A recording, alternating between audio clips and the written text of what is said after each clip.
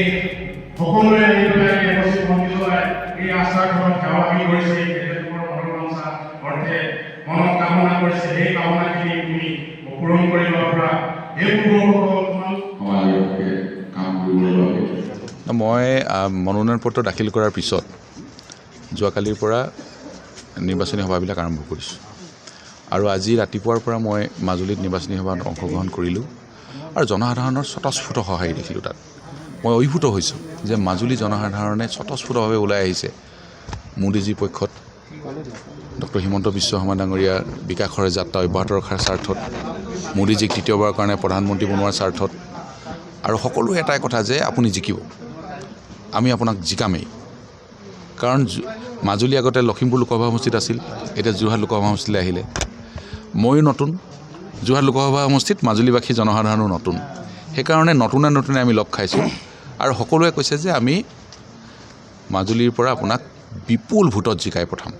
আজি সকলোৰে মনৰ কথা সেইটোৱে আমি উন্নয়নৰ পক্ষত আছোঁ আৰু ইমান উন্নয়ন হৈছে মাজুলীত ভাবিব নোৱাৰা উন্নয়ন হৈছে এই উন্নয়নৰ ধাৰা অব্যাহত থাকিব লাগিব আৰু মুখ্যমন্ত্ৰী মহোদয়ে এই উন্নয়নৰ ধাৰা অব্যাহত ৰাখিবৰ কাৰণে ব্যৱস্থা গ্ৰহণ কৰিছে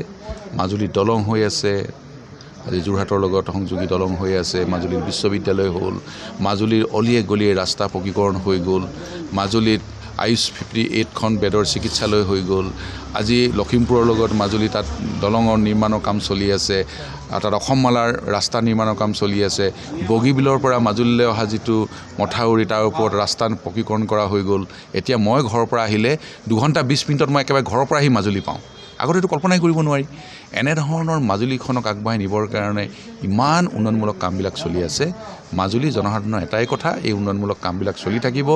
নৰেন্দ্ৰ মোদী ডাঙৰীয়া তৃতীয়বাৰ প্ৰধানমন্ত্ৰী হ'ব লাগিব তাৰ বাবে ভাৰতীয় জনতা পাৰ্টীৰ মিত্ৰজোঁটৰ প্ৰাৰ্থী হিচাপে মাজুলীবাসী জনসাধাৰণে বিপুল ভোটত ইয়াৰ মোক জিকাব আৰু বাকী মোৰ যি 9টা সমষ্টি আছে যোৰহাট লোকসভা সমষ্টিৰ অন্তৰ্গত সকলো শ্ৰেণীৰ ৰাইজে জাতি ধৰ্ম বৰ্ণ নিৰ্বিশেষে সকলো শ্ৰেণীৰ ৰাইজেই মোদী ডাঙৰীয়াক তৃতীয়বাৰৰ কাৰণে প্ৰধানমন্ত্ৰী বনোৱাৰ স্বাৰ্থত ভোট দিব আৰু ডক্টৰ হিমন্ত বিশ্ব শৰ্মা ডাঙৰীয়া অসমখনক ভাৰতবৰ্ষৰ 5খন ৰাজ্যৰ ভিতৰত আনিবৰ কাৰণে বিকাশৰ যি যাত্ৰা আৰম্ভ কৰিছে এই যাত্ৰা অব্যাহত ৰখাৰ স্বাৰ্থত ভাৰতীয় জনতা পাৰ্টীৰ পক্ষত ভোট প্ৰদান কৰিব প্ৰথম কাম মানে মোৰ সন্মুখত যি কামেই আহে মুখ্য হিচাপে আপুনি লৈছে যিমানবিলাক আমাৰ মুখ্য কাম আছে ডেফিনেটলি সময়ে যিটো কাম আগতে কৰিব লাগে বুলি কয় সেই কামটোত আমি হাত দিওঁ সেইকাৰণে 19 তাৰিখটো আহিবলৈ দিয়ক ৰাইজে ভোট প্ৰদান কৰি লওক 4 জুন আহিবলৈ দিয়ক ভোট গণনা হৈ লওক তাৰপিছতে আকৌ আমি লগ পাই থাকিম কথা পাতিম ডেফিনেটলি মনৰ কথাবিলাক কৈ থাকিম প্ৰতিটো ৰাজনৈতিক দলে বজাইছে নিৰ্বাচনী ৰণডংকা বিজেপিৰ নিৰ্বাচনী ইস্তাহাৰত জনতাৰ বাবে আছে কি কংগ্ৰেছ আৰু বিৰোধীয়ে জনতাক দিছে কি প্ৰতিশ্ৰুতি AIUDF ফেক্টৰ হ'ব নেকি এইবাৰৰ নিৰ্বাচনত প্ৰতিটো ৰাজনৈতিক দলৰ প্ৰতিনিধিয়ে জনতাক ক'ব তেওঁলোকৰ প্ৰতিশ্ৰুতি কি ষ্টাৰ চিমেণ্ট 24ত চৰকাৰ কাৰ